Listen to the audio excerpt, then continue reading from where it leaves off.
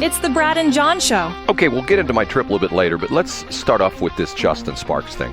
And was this in one of your top three? Or I know it was on your list from the other day, right?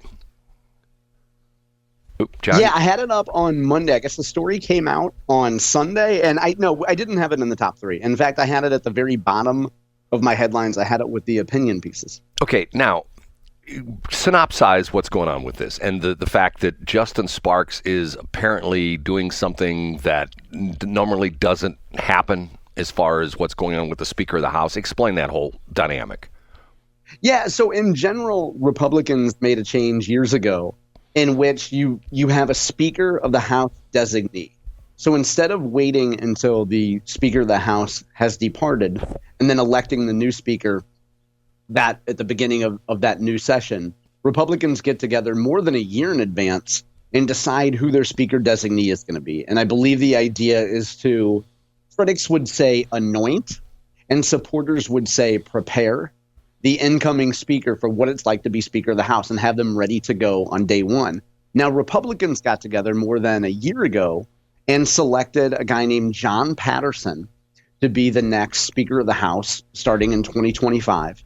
And Justin Sparks, about 6 or 7 weeks ago, announced, right after the election, actually, right after the general election in November, announced that he would be seeking Republican votes to become Speaker of the House. So that's where we stand today. And in a period of time over the last few weeks, Justin Sparks has used social media to post frequent updates about the fact that he's running for Speaker, why he's running for Speaker, when a new county Republican Central Committee will endorse Justin Sparks over someone else. You know, Justin Sparks has been on video saying the cavalry is coming, momentum is building, we're going to beat Jon Patterson and become the next Speaker of the House. So that's the state of play going into last weekend. Okay, now, does he have a snowball chance in hell, or is this like, so sad, too bad, so sad kind of stuff? Yeah, there's no chance Justin Sparks will win. And this is the subject of when we were on last week, Brandon, we were talking about, it feels like last week, we were talking about State Representative Holly Jones, who is a member of the Freedom Caucus with Justin Sparks, who points out the fact that Justin can't win this race. And she explained why she's voting for Jon Patterson. She said she likes Justin Sparks a lot and has a lot of respect for him, but she laid out the inconvenient truths of the fact that Justin Sparks can't win this race. And that got all the Rick and Tracy listeners in a Twitter, correct? A lot of folks, according to Holly Jones, she got a lot of pushback from a lot of conservatives that wanted to buy into the notion. And we should pause here for just a second, Brad, because I think this is important as we describe the story. There's always new people who come into politics. So if this is your first or second or maybe your third cycle following politics, and you see a guy with credibility like Justin Sparks on social media saying, hey, we're going to do this, like the cavalry is coming, we're going to win this race, you might buy into it because you don't have the institutional knowledge or the political experience to know that that's not a real thing. You know what I mean? Well, and that's nothing against people that we all started somewhere. But if you believe that Justin Sparks could become Speaker, you probably haven't been around very long. So paraphrasing what you just said, the good old boy club is still in control. Isn't that essentially what it comes down to? No, that's not. No, I wouldn't call Holly Jones a member of the good old boy club. No, I mean, I wouldn't call a number of right wing people. I mean the idea that if you haven't been around and you haven't drank at Madison's with all the important people. No, let me cut you short, Brad. That's not what I'm saying at all. What I'm saying is that if you haven't observed, you don't need to have ever gone to Jeff City to know this. If you haven't observed the way politics works, then you don't know that a race like this for Speaker isn't going to work. It has nothing to do with the old boys club in Jeff City. What I said previously doesn't have to do with that. It just has to do with the fact that if you haven't been around very long and you haven't observed these battles, you might hear Justin Sparks make a very compelling 7-minute video and be like, man, this guy's going to do it. How do you not vote for Justin Sparks? Realizing that Justin Sparks never had a chance. Okay, but here's my dumb question. Let's say Mr. Patterson, who was, you say, anointed last year, right? A year ago or something like that? That's what critics would say. He was anointed, yeah. Okay, let's say he lost his election. What do they do then? Oh, so that's a great point. I'm glad you brought that up, Brad, because going into the election, there were a lot of Democrats who said that Democrats, and Jon Patterson represents an area called Lee's Summit, which I would say is tantamount to like maybe a little softer Chesterfield, maybe a little more purple Chesterfield. So Democrats were crowing about the fact that Jon Patterson might lose. Of course he didn't lose. Republicans had a fantastic November. But to your point, Brad, one of the criticisms of this is, well, what happens if the speaker designee?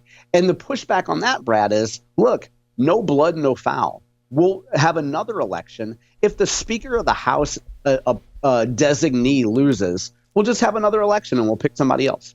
Okay, now, but the interesting part of this story is that Justin Sparks has essentially made known on many occasions that he doesn't think that the government should be funding, that they shouldn't be funding various organizations. Wasn't that what the gist of the article was about, the fact that there shouldn't be all this handout from the government for various things, and legislators shouldn't be, hey, give money for my cause, give money to my building project in my district, that kind of thing, correct?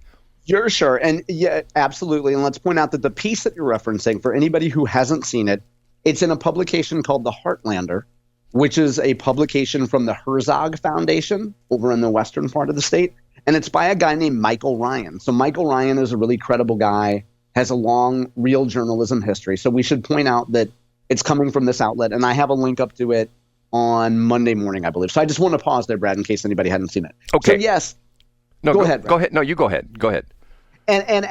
So one of the reasons why I think it's interesting to hear your take on it is because, you're not deeply enmeshed in this every day. So as a real person, as a regular person who read the story about Justin Sparks looking for tax dollars for a group that he works for, which, by the way, is a law enforcement group, when you read this, did you think it was fishy? Did you think it was big deal, medium deal, little deal? What did you think about it, Brad? Well, see, I think this is, you see the hypocrisy in so many politicians. Essentially, this is how I read the story.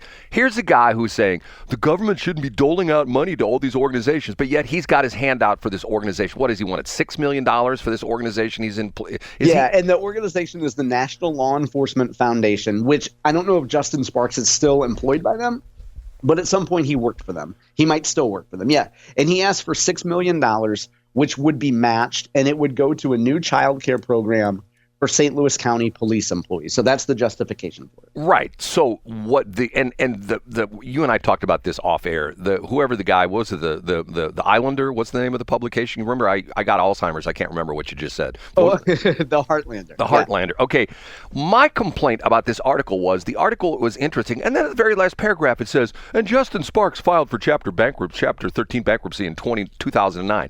What the hell? Why was that in there? I mean, once again, I guess I get frustrated by this because of the fact that I can tell you numerous successful people who've had a train wreck of a career, and then all of a sudden they hit it big. And even to the point, I've talked about this before during the election, people could say, oh, Trump's filed for bankruptcy several times. Okay, when you play with the big boys like Trump is, when you're up there with the multi-million and sometimes billion-dollar companies, bankruptcy's like a way of life.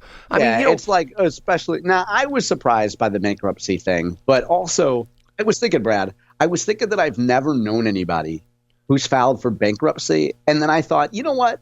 I bet I have known people who filed for bankruptcy. I just didn't know that they had filed. But I think your point, Brad, so what you're saying is that final paragraph that says that he filed, a court document indicates that Sparks filed bankruptcy and whatever. You're saying that was completely unnecessary and has nothing to do with the story. Okay, first off, it's Chapter 13. If you know your bankruptcy code, and unfortunately I do, I've never been bankrupt, I hope never will be, but Chapter 13 is what they call the wage earners, or there's a term in the state of Missouri, or a federal term, and essentially what it is, it's not an absolute. Chapter 7 is where you throw up your hands, you go, I'm done, and you just walk away, and you if you're a business, literally the court comes in to liquidate whatever assets are there. Chapter 13 is where you enter into a process where you pay back your debtors. So in other words, and so let's pause that, Brad, because I don't want us to get bogged down in bankruptcy minutia. So what you're saying is that the part about Sparks being bankrupt or have been part of Chapter 13 or whatever, that's completely unnecessary, right? Like that wasn't germane to the story, is what you're saying. Well, it would be like, and Justin Sparks was a police officer in St. Louis County, and he has 3 speeding tickets. Okay. Yeah, I get it. You're saying that it's kind of petty and doesn't really make a difference. Well, but to most people, just like what you said, I've never known anybody. Maybe you and I hang out with different people. I know lots of people that declared bankruptcy, and most of them are business owners. I told you there was a time when back, me running this radio station back from 2008 to probably 2010, 11. There was probably a month that didn't go by that I didn't get a bankruptcy notice about somebody that I was doing business with. Yeah, so let's get off bankruptcy for a minute and let's get back to the story. So let's get back to what you think as a normal person reading this, Brad. Do you think that do you think it casts Justin Sparks in a bad light? Like, do you think it makes him look hypocritical? I do, exactly. That's exactly how I feel about it. Because of the fact he's saying on one hand, the government shouldn't be doling out money to these organizations, and he's got his hand out for his organization, right? Isn't that essentially what the gist of the whole thing is? Yeah, the gist of the piece, I think, and in my opinion, the reason why these folks put the bankruptcy thing in is to suggest or intimate that, number one, maybe Justin Sparks has money problems, or number two, I guess we're supposed to make a bit of a logical leap that Justin Sparks would do this for his own personal enrichment. Now, I'm not suggesting that Michael Ryan or anybody at the Heartlander is trying to make us think that, but you could make, if you didn't know better, you could make the leap of, I bet Justin Sparks is lining his own pockets with this money. Well, Go ahead. It's just like the thing that happened last week with the crazy thing where the government's going to shut down, which I'm going like, oh, here we go again. And it's interesting. On my drive, I heard a very interesting analogy on that. The guy essentially said, this is how the Democrats play that, because most Democrats worship the government. So if you say the government's going to shut down, you go, oh my God, my government's going to shut down. The Republicans are like, it's the end of the world for them. When really we know that you could have a congresswoman in a nursing home in Texas and nobody would notice or care for 6 weeks. Well, let's get back to the story though, Brad. Let's not get distracted by this. So you think this looks bad for Justin Sparks? Well, yeah, it makes him look like a hypocrite. Don't you think it makes him look like a hypocrite? I think that if you're Sparks, you say, look, this is federal money that's being matched. I'm guessing this is part of the whole ARPA thing. And I'm just trying to get some money for, daycare employees of police. I think the silver lining, if you're Justin Sparks, is anytime somebody reads this, it reinforces the fact that you have a close relationship with law enforcement and that you're trying to get police officers to get some daycare for their kids. But I think you're not mad about that. Go ahead, Brad. But see, what you just said is a thing that I get very upset about. It's just federal money. John, where does the federal money come from? Think about that for a minute. It comes from, we print it. Jay Powell prints it. No, but who pays money to the federal government? You and federal tax. The federal, I know. When they say, I hear this all the time with these local governments, well, this is federal funds. It's not local taxpayers' money. Well, yes, it is. It's local taxpayers' money because of the fact it's not direct local taxpayers' money from state sales tax or state income tax, but it comes from the federal government. And when you send your check or when you take your money, your income tax, guess what? That's federal money. So it comes from you. Yeah, so I agree completely. So let's get back to this story. So here's what I think this is about, Brad. I think that people that don't like Justin Sparks have been hearing Justin Sparks talk for 6 weeks about how terrible Jon Patterson is and how evil and or corrupt the House Republican Campaign Committee is. And somebody close to Patterson, maybe it's a consultant group, maybe it's another state rep, somebody close to Patterson is like, okay, we know a lot of stuff about Justin. Let's fire a shot across the bow. Like, this is not a knockout punch. Like, nobody's going to read this that's been around politics and be like, oh, my God, how is Justin Sparks going to survive a 300-word piece in the Heartlander? You know what I mean? Like, this is not a hit. This is a love tap. And so I think it's just a little shot.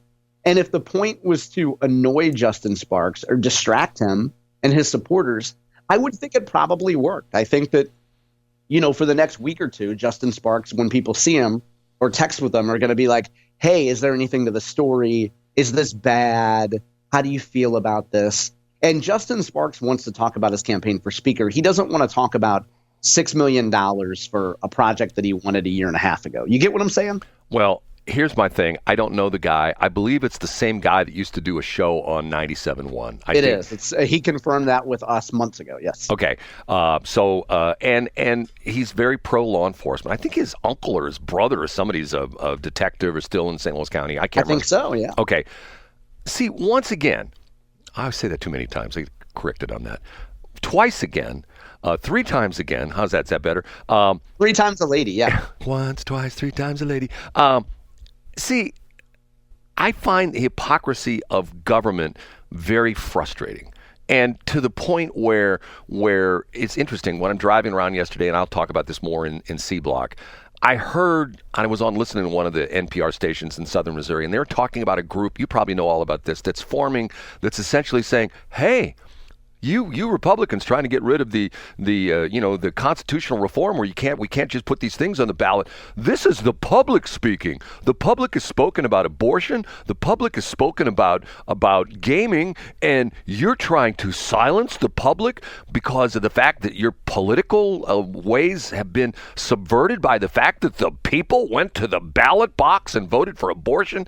And there's a new, you know about this new organization that's forming? Essentially, they're going to. No, I don't. Well, I see if I can find it. Essentially, they're saying this organization is forming to essentially, I guess it's like a PR group to essentially to say, hey, look, there's nothing wrong with the current process in the state of Missouri, and their point is, look at what happened with, and specifically they talked about the abortion thing. And you and I talked about this thing with the 95.5 guy, the 95.5 rule, Jason Rosenbaum, with the aspect that there are lots of people who are conservative who voted for Trump, and they voted for all these Republican candidates, but they voted for abortions. In other words, And let's look that ad up over the break, Brad, and let's put a bow on this Justin Sparks and Patterson thing real quick.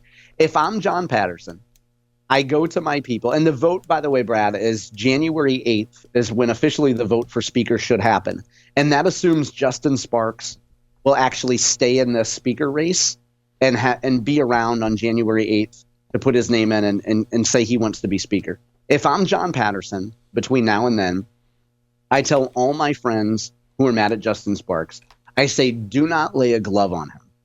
When you do an interview with your local newspaper, do not criticize Justin Sparks. When you go on your local conservative radio, don't criticize Justin Sparks. Talk about how you're looking forward to the session. Do not lay a glove on that man until January 8th.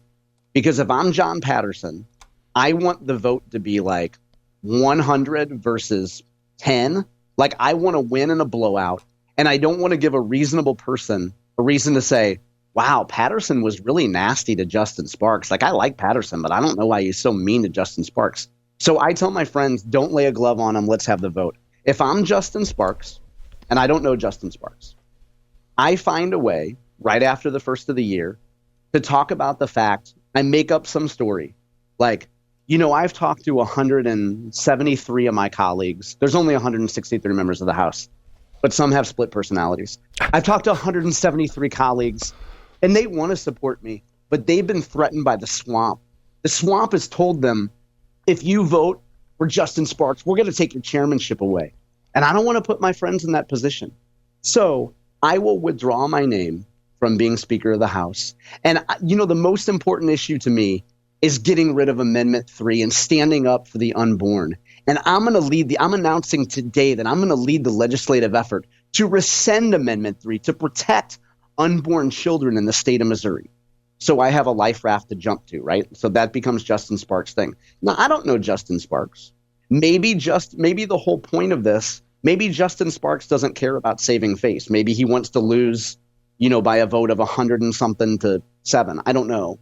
But if I'm Justin Sparks, I probably think, maybe cut my losses here and move on. That's John, the political expert, and that's why I'll never be a political expert. I am far from a political expert. I am not a political consultant. I'm a guy that reads a few pieces of news and has some opinions, Brad. But I think Jon Patterson, don't lay a glove on Justin Sparks. HRCC, save your fire till later. By the way, if I'm a House Republican Campaign Committee, I plan a blowout event in January or February in Justin Sparks' district. And I invite every state rep from around, every bordering state rep to come. I take it as a loss leader. I have it in Justin Sparks' district. And I invite Justin. And I say, come, have a good time. And if you don't want to come and support your colleagues, then don't come. But that's what I would do if I was HRCC. That's Jon Patterson, the political expert. I'll say it again. He's going to die. He is not a political expert, but thank you, bro. He is the political expert. Okay, we have to take a break. Thanks for checking out the Brad and John Show podcast. This segment of the show is brought to you by Jon Patterson's book, Stalking, Harassment, Internet Trolling, A Guide to Recovering and Rebuilding After Online Attacks. It's a great reference if you've ever been the unfortunate target of a social media attack. It's available on Amazon. Just search Jon Patterson. That's Combest, Jon Patterson, and the book will show up in your search results. Now it's time for another segment of the Brad and John Show. Can you handle it?